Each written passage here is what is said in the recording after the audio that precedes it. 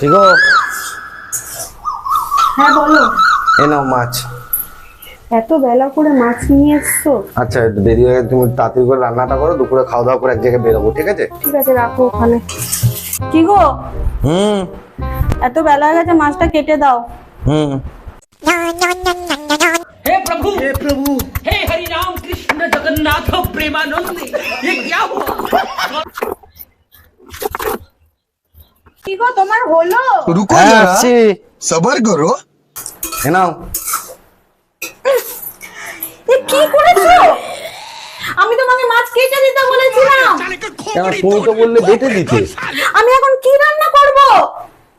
ছুটি থাকলেই মোবাইলের মধ্যে মাথা গুঁজে পড়ে থাকো। এখন আমি কি রান্না করব?